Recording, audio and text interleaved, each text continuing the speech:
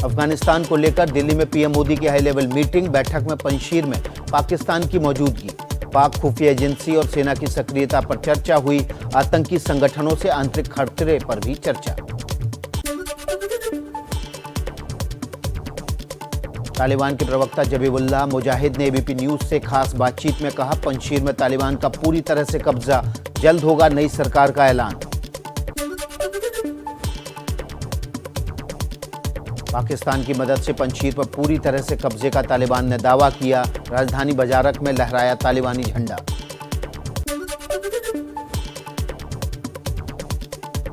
तालिबान में प्रवक्ता जबीहुल्लाह मुजाहिद का दावा, अफगानिस्तान के पूर्व उपराष्ट्रपति अमरुल्लाह सालेह देश छोड़कर तजाकिस्तान भागे। पंजशीर के डिप्टी गवर्नर का दावा, कहा जबरदस्त लड़ाई में बड़ी तादाद में मारे गए तालिबान लड़ाके। तालिबान का एनआरएफ के नेता अहमद मसूद के घर पर कब्जे का दावा। अहमद मसूद ने तालिबान के पंजशीर पर जीत के दावे को खारिज किया। कहा, मैं पूरी तरह सुरक्षित हूं, लेकिन हमारे कई लड़ाके मारे गए। एनआरएफ के नेता अहमद मसूद ने फेसबुक पर एक ऑडियो जारी किया। कहा, हमारे लड़ाके पंजशीर के हर कोने में मौजूद हैं, लड़ाई जारी रहेगी।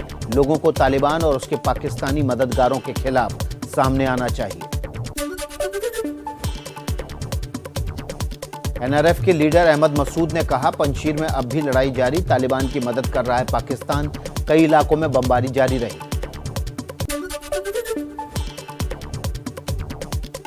ईरान ने पंजशीर की लड़ाई में पाकिस्तान की भूमिका की जांच की मांग की। ईरानी विदेश मंत्रालय ने कहा, तालिबान ने अंतर्राष्ट्रीय नियमों को मानने के वायदे का ख्याल नहीं रखा। तालिबान के साथ मिलकर पंजशीर पर हमले को लेकर अफगानिस्तानी आवाम का भड़का गुस्सा। राजधानी काबुल और गजनी में पाक के खिलाफ जोरदार प्रदर्शन, महिलाएं भी शामिल हुई।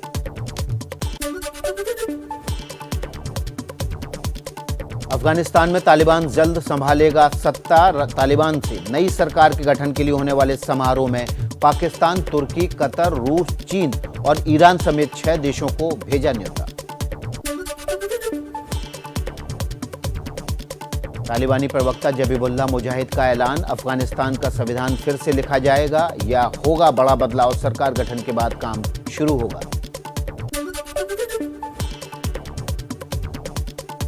काबुल में पाकिस्तानी खुफिया एजेंसी आईएसआई चीफ ने तालिबान के नेता मुल्ला अब्दुल गनी बरादर से मुलाकात की। तालिबान के प्रवक्ता जबीहुल्लाह मुजाहिद ने इसकी पुष्टि की।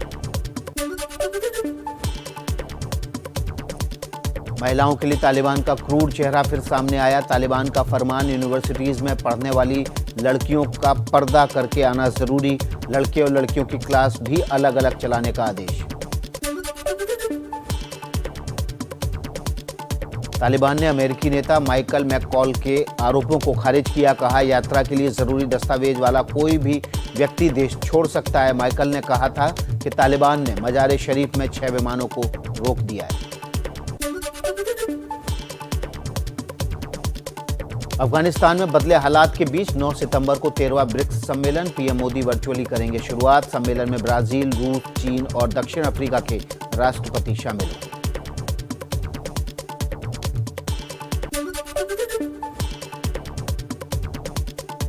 चीन से रिश्ते पर विदेश मंत्री एस जयशंकर का बड़ा बयान। कहा, चीन ने बेवजह एलएसी पर सेना लाकर तनाव बढ़ाया, इससे दोनों देशों के रिश्ते अलग दिशा में। रिश्तों को सुधारने की चुनौती काफी अहम। और आइए राजनीति से जुड़े हुए अपडेट्स आपको देते हैं फटाफट अंदाज में।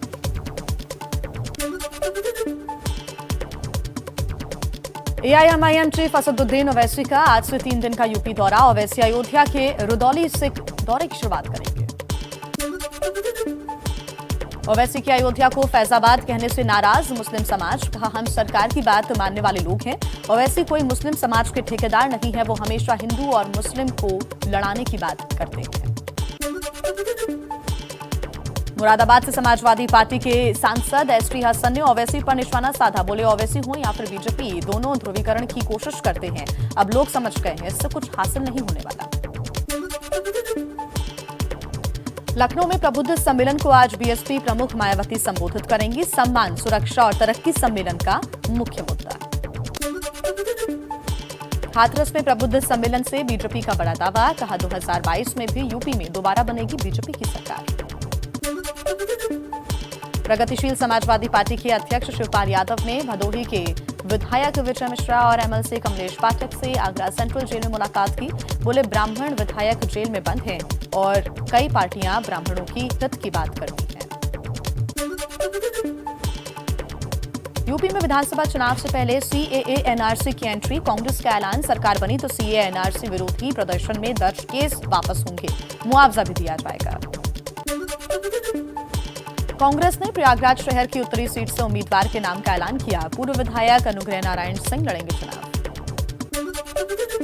यूपी चुनाव के लिए हर स्तर पर जोर लगाने में जुटी हुई है बीजेपी। महिला मोर्चा ने कमल क्लब और कपल मैराथन जैसे नए प्रयोग की रणनीति बनाई है। कपल मैराथन में महिलाओं और उनके पतियों को आमंत्रित किया जाएगा।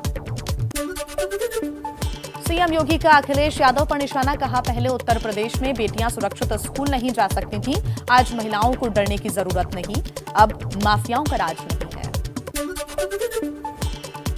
समाजवादी पार्टी के प्रमुख अखिलेश यादव का आगरा जाने के दौरान फतेहाबाद टोल पर जोरदार स्वागत किया गया। श्रद्धांजलि कार्यक्रम में हिस्सा लेने के लिए पहुंचे थे आगरा।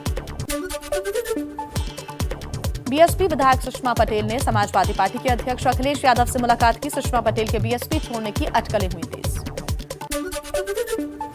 लखनऊ में सीएम योगी आदित्यनाथ ने कृषि, कल्याण और वाणिज्य विभाग के अफसरों के साथ मीटिंग की। उत्तर प्रदेश में कासगंज का नाम कल्याण सिंह के नाम पर कल्याण नगर रखने का प्रस्ताव पारित, जिला पंचायत ने नाम बदलने का प्रस्ताव योगी सरकार को भेजा। उत्तराखंड के पूर्व सीएम और कांग्रेस नेता हरीश रावत चुनाव मैदान में उतरने को हैं तैयार। एबीपी न्यूज से बातचीत में बोले, बस हाईकमान के आदेश का इंतजार। चंडीगढ़ में आम आदमी पार्टी के सांसद भगवंत मान के समर्थकों का प्रदर्शन, सीएम उम्मीदवार घोषित करने की मांग की। लंबे समय के बाद संगरूर में मीडिया से मुखातिब हुए भगवंत मान, बोले, पंजाब में सीएम का चेहरा मैं नहीं मांग रहा हूं, ये तो लोगों की मांग है, ये लोगों का हक है। तीजापुरा त्योहार पर छत्तीसगढ़ के सीएम भूपेश बघेल रायपुर में सीएम हाउस में थिरकते हुए नजर आए, तो स्वास्थ्य मंत्री टीएस सिंहदेव के बिल्कुल साथ बैठे भी दिखे। मध्य प्रदेश के सीएम शिवराज सिंह पर कांग्रेस नेता कमलनाथ का निशाना, कहा, आपको एक्टिंग अच्छी आती है, आप मुंबई जाकर सलमान खान बन जाओ। प्रधानमंत्री मोदी आज सुबह 11 बजे शिक्षक पर्व कार्यक्रम को करेंगे संबोधित। शिक्षा के क्षेत्र में कई महत्वपूर्ण पहलों का भी शुभारंभ होगा। अब कुछ खबरें किसान आंदोलन से जुड़ी हुई।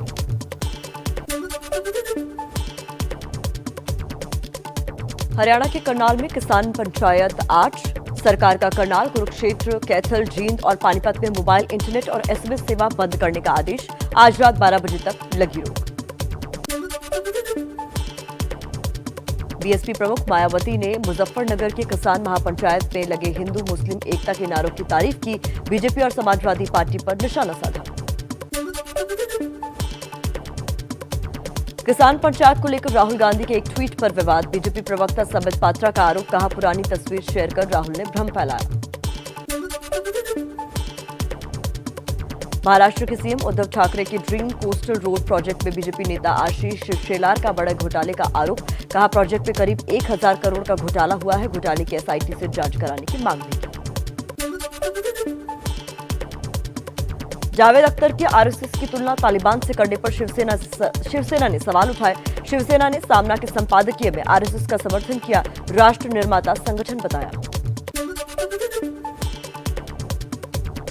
जावेद अख्तर के बयान को कांग्रेस नेता तारिक अनवर का समर्थन, लेकिन केंद्रीय मंत्री मुख्तार अब्बास नकवी ने निशाना साधा, कहा, देश का डीएनए सहिष्णुता, संस्कार, समाजवाद और धर्मनिरपेक्षता का है, किसी को इस पर सवाल उठाने का हक नहीं। ममता बनर्जी के भतीजे अभिषेक बनर्जी से ईडी ने संपत्ति से लेकर बैंक खातों तक पर पूछे सवाल। करीब 9 घंटे की पूछताछ के बाद अभिषेक बनर्जी बोले, हर सवाल का जवाब दिया। ईडी, सीबीआई या आईटी जो चाहे लगा लो, सामना करने को तैयार। पश्चिम बंगाल विधानसभा में विपक्ष के नेता शुभेंदु अधिकारी सीआईडी के सामने पेश नहीं हुए। सुरक्षाकर्मी की मौत के मामले में सीआईडी ने भेजा था नोटिस।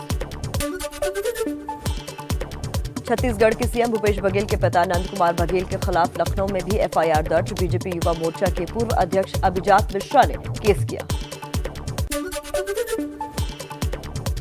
बाहुबली विधायक मुख्तार अंसारी को जेल से कोर्ट ले जाते समय विशेष सुरक्षा देने की मांग करने वाली अर्जी सुप्रीम कोर्ट ने खारिज की। इलाहाबाद हाईकोर्ट में याचिका दायर करने को कहा गया। मथुरा में श्री कृष्ण जन्मभूमि के पास से ईदगाह मस्जिद को हटाने वाली अर्जी पर मथुरा कोर्ट में सुनवाई टली। अब 20 सितंबर को होगी अगली सुनवाई। आम आदमी पार्टी के राज्यसभा सांसद संजय सिंह के खिलाफ लुधियाना की अदालत ने गिरफ्तारी का वारंट जारी किया। विक्रम मजीठिया के मानहानि केस में 17 सितंबर तक कोर्ट में पेश होना होगा।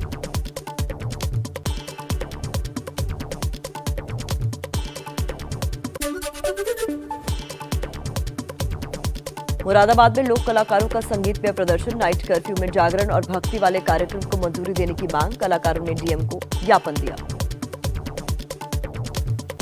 चलिए आपको कोरोना से जुड़ा और भी अपडेट दे देते हैं।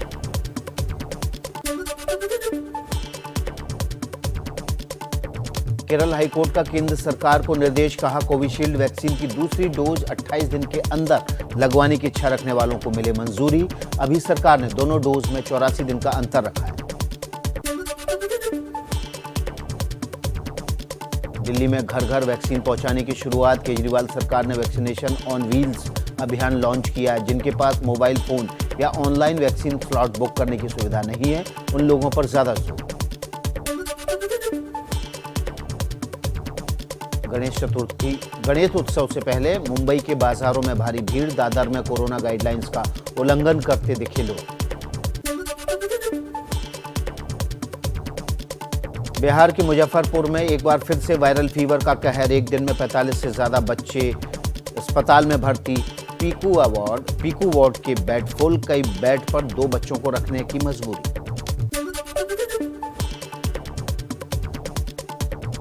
मौसम में बदलाव की वजह से यूपी के प्रयागराज में बड़ी संख्या में बच्चे बीमार। कई वायरल फीवर की चपेट में तो कई बच्चों में उल्टी दस्त की शिकायत। सरकारी अस्पतालों के सारे इंतजाम फेल। फिरोजाबाद में डेंगू बुखार को भगाने के लिए हवन पूजन। दवा के साथ साथ सुदामा नगर में लोगों ने पथवारी मां को मनाने के लिए हवन किया। बारिश की वजह से काफी दिक्कतें लोगों को आ रही है। आइए अपडेट्स देते हैं फटाफट अंदाज में। हिमाचल में शिमला से किन्नौर जाने वाला नेशनल हाईवे जूरी में लैंडस्लाइड की वजह से बंद हो गया है। किसी तरह के जान माल के नुकसान की खबर नहीं है। सड़क के दोनों तरफ लंबा जाम लगा हुआ है। मध्य प्रदेश के शिवपुरी जिले में सत्संग से लौटते भक्त उफनते नाले में फंसे। ग्रामीणों ने मानव श्रृंखला बनाकर रस्सी के सहारे बचाई लोगों की जान। बिहार के कटिहार जिले में बाढ़ के बीच शिक्षक ने नाव पर शुरू की क्लासेस। पहली से 10वीं तक के छात्र छात्राओं को नाव पर ही पढ़ाई करवाई है। बाढ़ से हुए नुकसान का जायजा लेने के लिए बिहार पहुंची केंद्रीय टीम। सीएम नीतीश कुमार बोले, देर से आई केंद्रीय टीम, हमने बहुत पहले किया था अनुरोध। महाराष्ट्र के पुणे में 14 साल की नाबालिग से सामूहिक बलात्कार का मामला आया सामने। बच्चे के बयान के आधार पर पुलिस ने 8 लोगों को गिरफ्तार किया।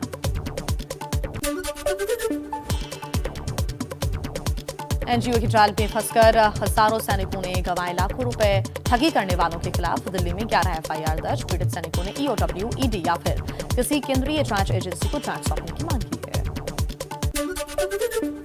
राजस्थान के चित्तौड़गढ़ में एक मंदिर में जन्माष्टमी पर करीब 4.5 करोड़ रुपए का चढ़ावा। एक भक्त ने 1 किलो सोने का बिस्किट भी चढ़ाया।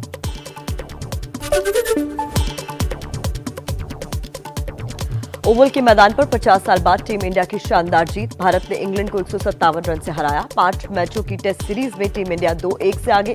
पीएम मोदी और सीएम योगी ने बधाई दी।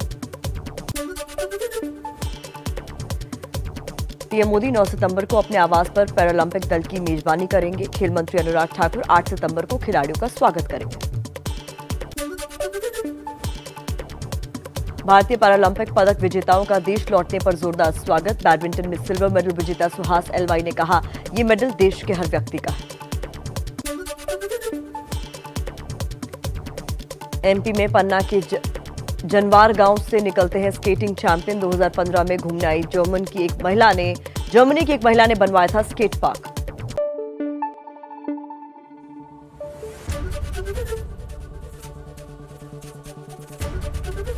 एबीपी न्यूज आपको रखे आगे।